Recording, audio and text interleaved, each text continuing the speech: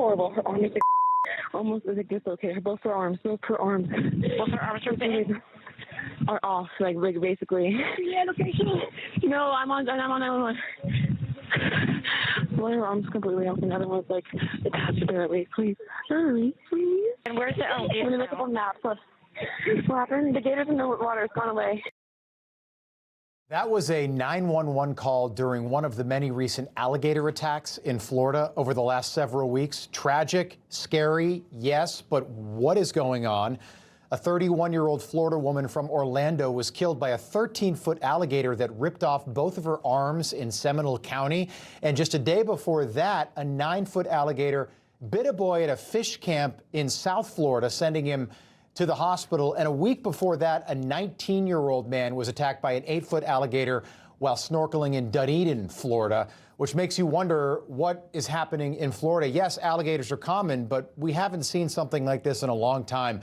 Brandon Fisher is an alligator expert at Gatorland. Chris Gillette is the co-founder of Bellowing Acres Animal Sanctuary. It's great to have you both on. Brandon, what do you think's going on here? I mean, it's Florida, it's summer, it's warm. Gators are everywhere, so they're out and about, and people got to be, careful around the water. Yeah, all standing water is what I used to hear. I used to live down there.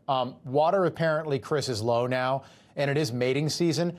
I lived in Florida for a long time. I don't ever remember anything like this happening. Is it normal?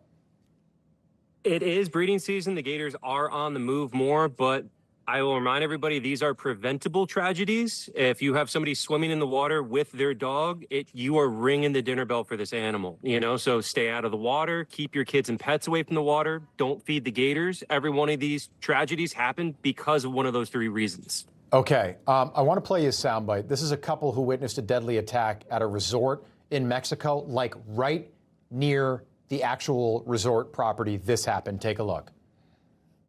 This truly was the most horrific thing I've ever seen. We heard screaming from the ocean. We thought someone was stuck in a rip current. And it wasn't until we got in the water that someone told us there were crocodiles and that a croc had him. At one point, you could see the crocodile around his thigh. And when he would turn, you could see how massive the crocodile was and how big his body and his tail was. Yeah, and occasionally you'll see them in the Gulf of Mexico, which is kind of unusual. Brandon, I know if a shark bites somebody, generally speaking, it's just a bite. They're seeing what it is. They don't like, humans are too bony, whatever. They spit us out, basically. Are humans are we prey for alligators? Not one bit. Alligators' main source of food are small items, turtles, fish, and birds.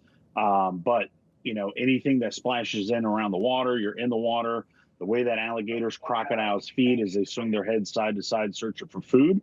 Anything brushed up against their face, they're going to potentially bite for it. And sometimes they bite and hang on. Sometimes they bite and let go because they realize it's not food. Really depends. Each animal is different. Interesting. Chris, in the 1950s, the alligator population was almost extinct in Florida. Now there is something like 1.3 million gators in the state of Florida. Is that too many?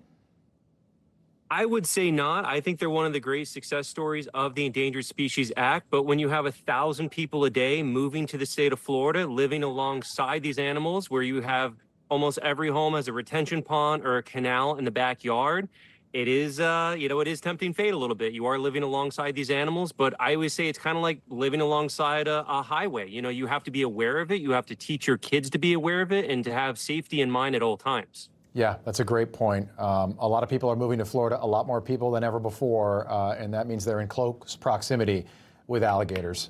Gentlemen, great to have you on. We appreciate it. Brandon Fisher, Chris Gillette, thank you. Thank you. Thank you. All right. Information.